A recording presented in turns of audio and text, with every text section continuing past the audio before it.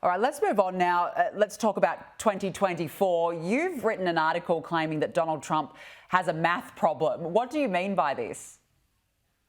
That actually grew out of a conversation I had with a very high ranking Republican in a swing state of Georgia. He's a friend of mine. I asked him over the last weekend, I said, "Do you think Trump could win Georgia?" And he said, "Absolutely not." And he went on to tell me why. He said that in the last election, Donald Trump said some really nasty things about some very popular Republicans. Brian Kemp, the governor there, won by 10 or 12 points.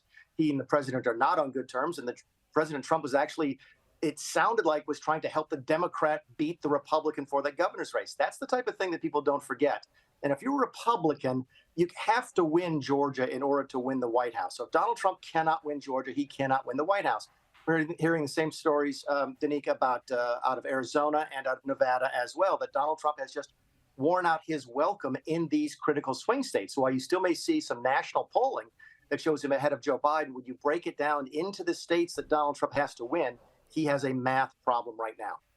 So where do you think that Donald Trump, should he be successful as a candidate, where do you think he'll be campaigning in the lead up to 2024? Well, he better be campaigning in Iowa, New Hampshire, South Carolina, because those are the early states. And if he shows any weakness there, then he's going to have some real trouble. Now, when you go fast forward into the general election, assuming that Donald Trump is the Republican nominee, you're going to see him spending a lot of time in Georgia, a lot of time in Arizona. Annalise, your U.S. representative, will be in Nevada a good bit. Those are the same swing states that Trump would have to win that he lost 3 years ago. Yeah, look, it's going to be really interesting to see how it plays out. And then, of course, on the Democratic side of things, we've got Robert F. Kennedy Jr., his nomination. Can he at all count on his famous family for support to take on Biden, do you think? No, he can't. And I think I feel sort of bad for him, because anytime you do something like this, you want to have the support of your family.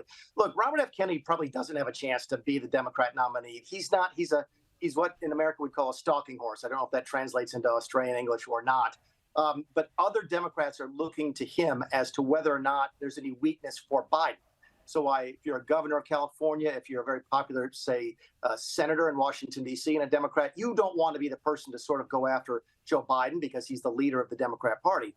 But if Robert Kennedy starts getting 25, 30, 35% of the polling data, it will indicate a weakness that Biden has, and you'll see other Democrats get in the race. So I don't think Robert F. Kennedy has a chance to beat Joe Biden, but he might be the person who opens the door for someone else to challenge the sitting president. What about that famous surname of his? Do you think that will translate to voters? You know, I wish that it did, because his nephew, Joe Kennedy, is a good friend of mine. Joe ran for senator 2 years back and got famously beaten very bad. So while the name is still solid gold, there's no question about it. The days of being able to rely on just the Kennedy name. Keep in mind, that race was just in Massachusetts. You would think the Kennedy name would be huge in that state, if nowhere else. So while the name certainly gets some attention, we're talking about him in large part because his last name is Kennedy. It doesn't really translate into votes like it would have a generation ago. Another fascinating week. Mick Mulvaney, we'll leave it there. Thank you for joining us.